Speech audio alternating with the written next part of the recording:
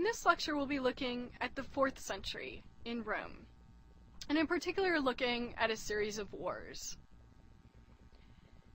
We'll begin by looking at these military conflicts with a range of other cities in which, for the most part, Rome emerges victorious, and in particular with the Samnites and the consequences of these conflicts with the Samnites. The end result being that Rome ends up controlling the entire Italian peninsula. So starting with the beginning of the 4th century BC, in 396, Rome undertakes an attack on the Etruscan city of Veii. And Veii is marked on the map on the left-hand part of your slide with the arrow. And so this is a part of Etruria. It's in southern Etruria. It's not too far from Rome. It's near Latium. This had long been a powerful Etruscan city and a long-term rival of Rome. And so when Rome attacks Veii and successfully conquers it, integrates the people of Veii into Rome, gives them citizenship, some of them actually come live in Rome, and sets up the city of Veii as a kind of suburb of Rome. This is a really significant move, and it's Rome's first attempt to expand in a permanent way outside of Latium. It's also in the beginning of the 4th century that Rome suffers what is, in historical terms, one of its most memorable setbacks.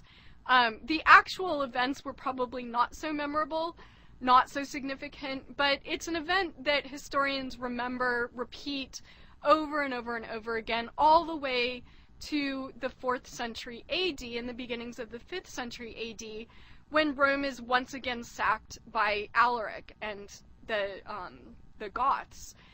But in 387 BC, Rome is actually sacked by Gauls. So there had been a series of tribes that had crossed over the Alps into northern Italy and set up settlements both in northern Italy and along the east coast of Italy, so on the other side, on the eastern side of the Apennine Mountains. And these Gauls were essentially raiding tribes. They weren't interested in setting up permanent settlements. They were just raiding, trying to get wealth. And so this group of Gauls makes its way into Rome, successfully defeats the Roman defenses, and takes over the city for a short amount of time. Now, they're not really interested in settling in Rome, in conquering Rome, in inhabiting Rome, and setting it up as a Gallic capital. And that's an important thing for the Romans, because had they been, Rome would have been in some significant trouble. But in fact, they're just basically interested in sacking the city, raiding the citizens, getting whatever money they can, and then leaving. But one of the famous stories that comes out of the Gallic sack of Rome in 387 is the bravery of the consul-made dictator Camillus. And Camillus is given credit for actually coming in, waging a war with the Gauls in Rome, and kicking them out.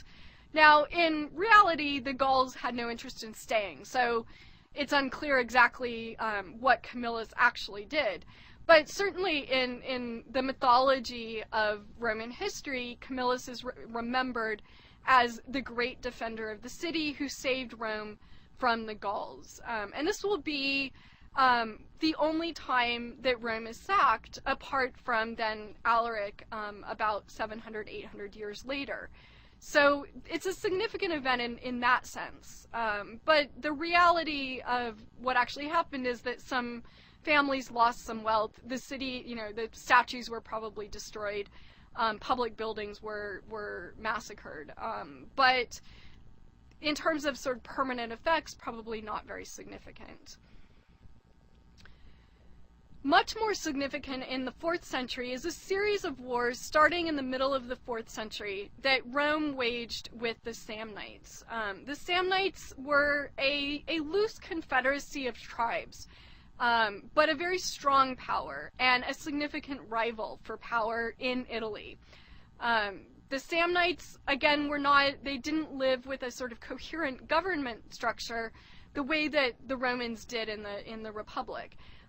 But when it came time to war, for war, the Samnite tribes were very good at uniting and fighting for a common cause, and controlled a significant amount of territory down in the region of Italy that was southeast of Rome and east of Campania. And you can find this on the map on the previous slide, or in your textbook. But the Samnites were really a significant power in southeast Italy in the middle of the 4th century. This first conflict, the details are really sketchy.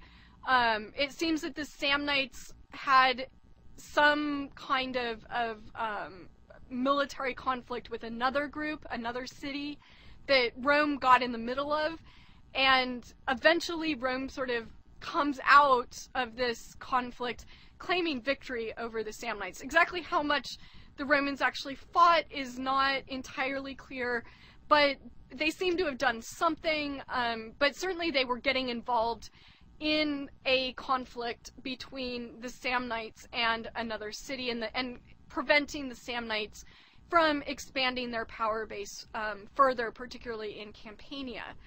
The result of this engagement with the Samnites in the middle of the 4th century is that Rome seems to have gained significant power and influence in Campania.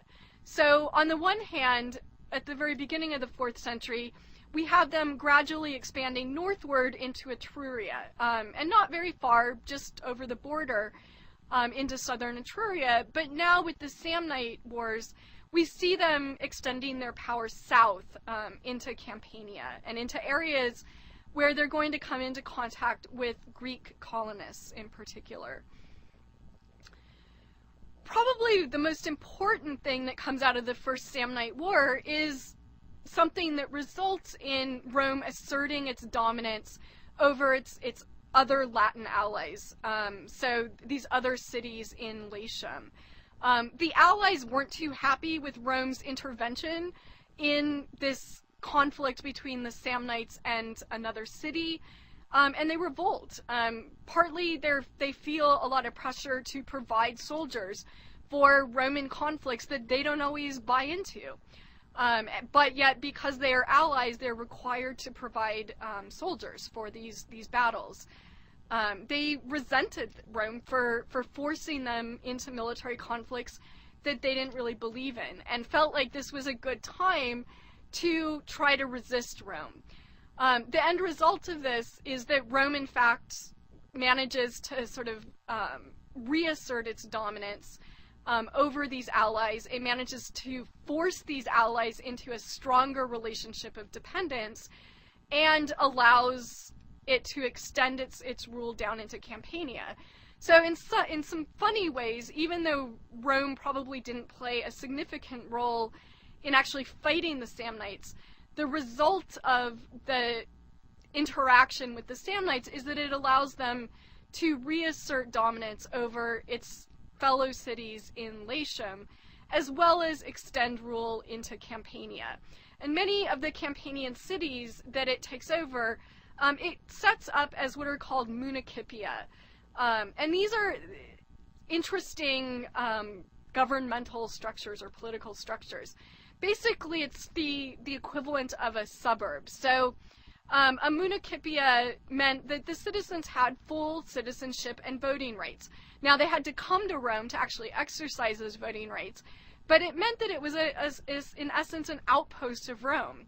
And as we'll see over the course of the 4th century, Rome establishes a range of relationships with cities and peoples that it takes control of. Not all of them get full voting rights. But these initial cities in Campania are set up really as outposts in the same way that Veii was. So, what we see now is Rome creating these sort of satellite cities. It would maintain the local governmental structure would stay the same ruling families would be kept in place as long as they were loyal to Rome, and the citizens would have Roman citizenship. So not a lot would change for the people living there as long as they were willing to identify themselves with Rome. And many of them sort of would do that in a sort of general way, but retain their local ethnic identity, whatever that was. So they would sort of ostensibly declare themselves citizens of Rome, but for the most part, in these municipia, life would continue as always. But they would have the rights of citizenship. They also had the responsibilities of citizenship, in particular supplying military men to serve in the military. So the aftermath of the First Samnite War then is, for the most part, we have these cities set up as municipia. Some communities remained completely independent and just became allies of Rome. So they had a looser relationship to Rome. They were still required to supply soldiers, but they were not Roman citizens, they didn't have the rights of citizens, and they didn't have as many of the responsibilities. Incorporation was not always peaceful, as one can imagine. So some cities would just kind of go with the flow, but others would really resist Roman occupation. And when that happened, Rome had no problem exerting its dominance. Some of the tactics that Rome used to get these resistant citizens in line included land confiscations. So they would take away their land and give it either to other people, other citizens in that city, or sometimes to veterans who needed land, or to other citizens in Rome. These members of the conquered cities would be displaced. They would be taken away from their city and put somewhere else. Sometimes they would be thrown into slavery, and that was not unknown, and they would be sold, so money would come to Rome. And finally, the land could be taken and colonized.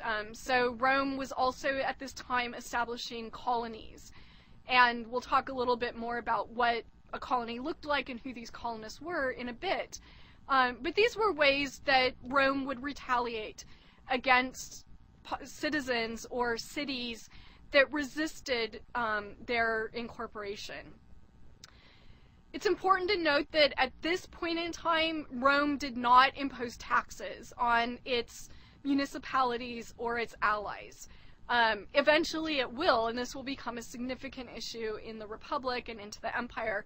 But for now, it's really giving these cities certain rights, but apart from asking them to supply soldiers, and of course making them liable to the occasional requirement to pay a tribute when Rome was in a particular financial crisis, it wasn't imposing an annual tax. It wasn't forcing them to pay very high taxes to Rome as their subsidiaries.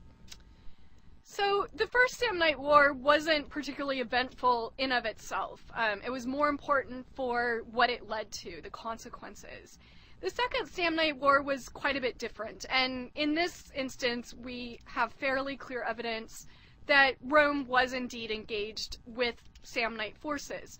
Again, though, our historical sources are very, very sketchy, and they're biased, and so it's really difficult to reconstruct anything approaching an accurate account of the Second Samnite War, knowing who did what even, knowing what consul led what army. Even those kinds of details are contested. And so it's important to keep in mind that we can talk about the general events, we can talk about the clear consequences of the Second Samnite War, but in terms of reconstructing a narrative of the events of the war, we're basically out of luck. The war itself lasted over 20 years. It extended from 326 to 304, so up to the end of the 4th century, leading into the very beginnings of the 2nd century BC.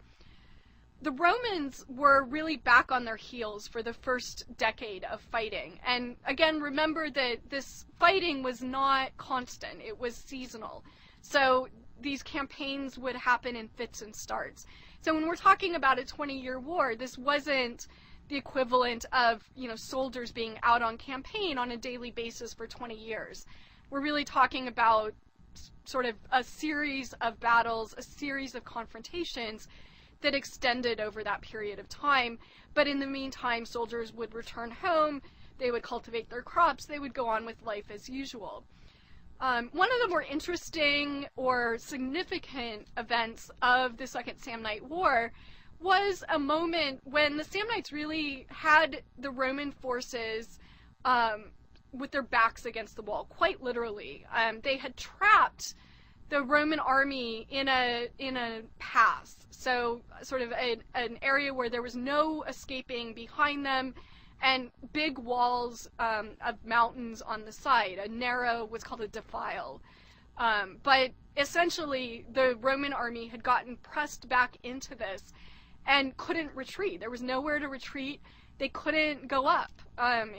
These were high cliff walls. The only way to go was forward, in where they would encounter the Samnite forces. And this forced this army to surrender to the Samnite forces. And the location where this happens is called the Caudine Forks. This is the geographical location. And the surrender at the Caudine Forks was incredibly memorable. Roman armies didn't often face this kind of humiliating defeat, but in this case they did. And one of the things that they had to do was actually pass under the yoke. And what this meant was actually sort of going under. The soldiers would hold their weapons up, and the Roman army had to go under that. And this was significant. It was symbolic of yoking an animal. So one of the sort of interesting things, if you go to a military wedding, you see when the bride and groom come out, they hold their swords up. Well, that's actually what the bride and groom are doing, is passing under the yoke. And it's symbolic of enslavement. So, you know, the old ball and chain jokes about getting married, well, that's what that means, essentially. But it's the idea that, you know, now these two people are yoked together in some kind of mutual enslavement. But when an army did this, it wasn't such a happy occasion, and it was incredibly humiliating. I mean, it was treating the soldiers like animals. I should also note that this is the yoke, as in the yoke that animals wore, not the yolk from an egg with an L. So previous semesters I've had students get a little bit confused about this.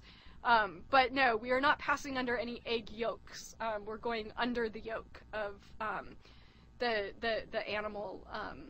It was the thing that sort of kept the plow animals yoked together and working in basically a form of enslavement to their master. And so the Roman army enters under the yoke, this humiliating defeat to the Samnites. Things are not looking good for them. But the Samnites are not really a particularly unified force. They don't have a unified government back home, so they're not in a great position to actually challenge Rome's dominance in Latium and even in Campania.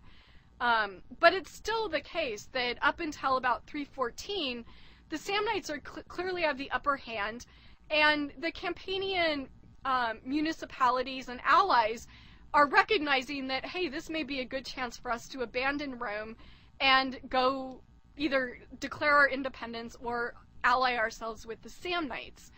And so there's a real threat here that Rome is going to lose the gains that it had made, particularly in the southern part of Italy.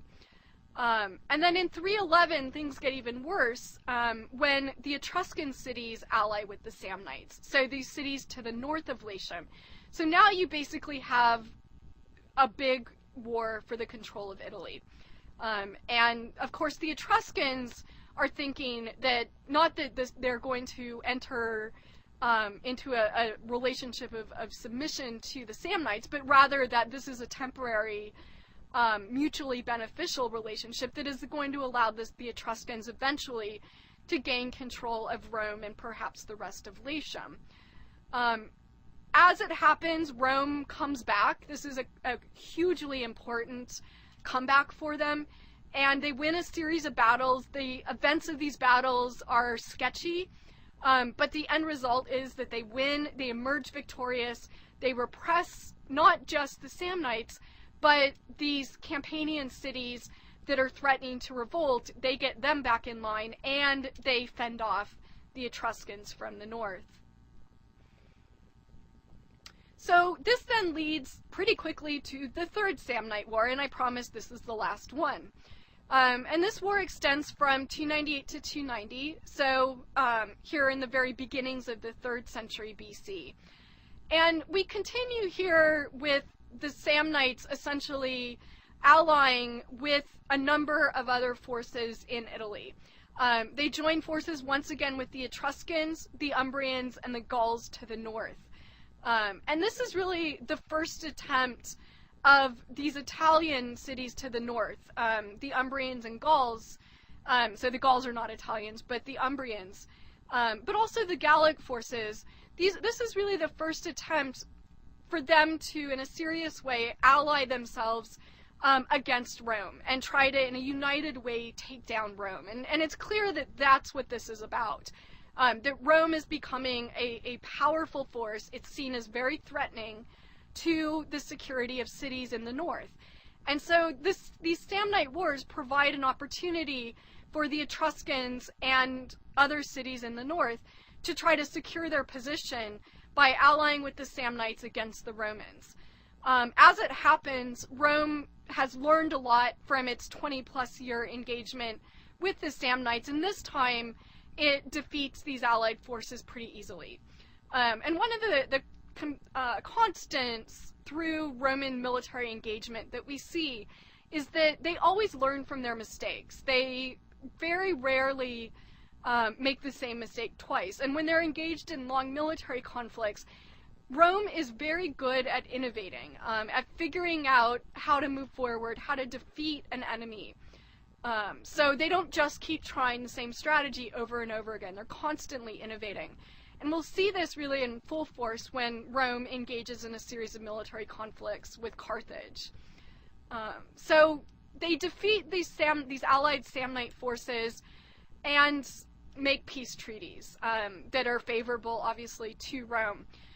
The end result of this, again, very importantly, is that they now control all of Italy, except a very few regions of the valley south of the Alps, which is still inhabited by the Gauls, and the very far south, which is still settled by Greek colonists, so the area around the Bay of Naples, and farther down, Sicily, Sardinia, and so forth. But they control an enormous expanse in Italy. So essentially, what happens from the middle of the 4th century into the beginning of the 3rd century in a very quick period of time through these engagements with the Samnites and then the allied forces of the Samnites is that Rome emerges as the dominant force in Italy by the beginning of the 3rd century, around 290. It needs to figure out how to deal with these conquered cities, and it establishes a variety of relationships with them.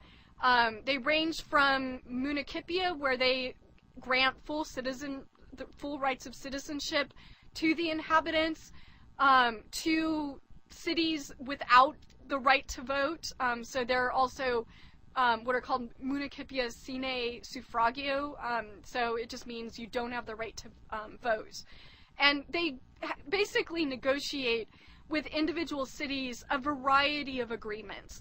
But the common feature of these agreements is that these cities are essentially now Roman, governed by Rome, or by Rome, people that are favorable to Rome. So when they can, they keep local families in charge of the cities, and they try to actually not change too much.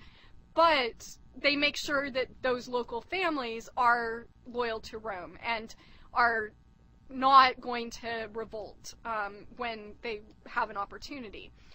They also establish colonies in a number of places where they feel like they need to have a secure military presence. And these colonies are quite interesting. They're settled by Roman citizens who actually give up their rights of citizenship and take on whatever rights that area had. And so one of the sort of interesting questions is, why would somebody give up the rights of citizenship to go be a colonist? Well, to some extent, it seems like sort of like people who participated in the gold rush, or who were pioneers coming from the East Coast and settling the Midwest and the West in the 19th century, that what we have here are people sort of looking for an opportunity, that they maybe don't have land at home in Rome, that they're indebted. It's unclear exactly what their situation is, but that somehow they see this as an opportunity, and that it's worth giving up their rights of citizenship for this opportunity. For Rome's sake, these colonies are established in places where they need to have a strong presence, and often a military presence. So they're strategically placed where Rome feels like its territory is vulnerable to attack. And so they want citizens that are loyal to Rome living there, even if they're not Roman citizens themselves. And so what we have, by the beginning of the 3rd century then, is Rome being the dominant city in Italy, and having negotiated a range of relationships with these conquered cities, that in some cases make them essentially suburbs, with very little, if any, distinction from Rome itself, and in other cases very loosely connected to Rome, that they're simply just allies. And the particularities would vary from city to city. And it's at this time that Rome starts to look west. So it's in an expansionist mood, it's taken over Italy, but it's not happy. It's thinking maybe we can expand westward. And in particular, what it's interested in is Carthage. And so the big red arrow here is pointing to Carthage on the tip of what is modern Tunisia. So this area in North Africa. You can see just geographically why it would be a city that Rome was particularly interested in. As we'll talk about in the next lecture, was settled by Phoenicians originally and has evolved into an extraordinarily powerful city in the Western Mediterranean, and controls a number of strategically important areas, notably Sardinia and Sicily. So as I said, Carthage is originally a Phoenician colony. We'll talk more about that in some subsequent lectures. Reputedly founded by Dido. We'll talk more about who Dido is. We're going to talk about Dido and Aeneas in class. The important thing for Rome is that Carthage controlled really significant territory, both in Africa, but especially in Sicily and Sardinia. So Carthage controlled a huge amount of coastal territory that made it a very rich trading nation. It had a strong sea presence and was really an important power in the Western Mediterranean. And if Rome hoped to itself be an important power beyond Italy, it was going to have to come into contact with Carthage. It does seem like sort of as early possibly as 500 BC, Rome had created peace treaties between Carthage and itself, and that Carthage had also had peace treaties in place with other Italian cities. We have fairly good archaeological evidence that Carthage was engaged in some significant trade of both goods and even migration of peoples with Etruria. And so it seems we don't really see the same thing in Latium, but clearly there has been some kind of contact prior to the 3rd century with Carthage and Italy. Rome first comes into contact with Carthage, or into conversation with Carthage in a serious way when a dispute arises between Carthage, Rome, and Syracuse is a city on Sicily, over this very important geographical feature, the Straits of Messina. And as we talked about in a very early lecture, when we were talking about the geography of Rome, the Straits of Messina is really the passageway between the Western Mediterranean and the Eastern Mediterranean. And so whoever controls these controls a lot of the trade back and forth. So for obvious reasons, then, it becomes a point of dispute between these powers in the Mediterranean.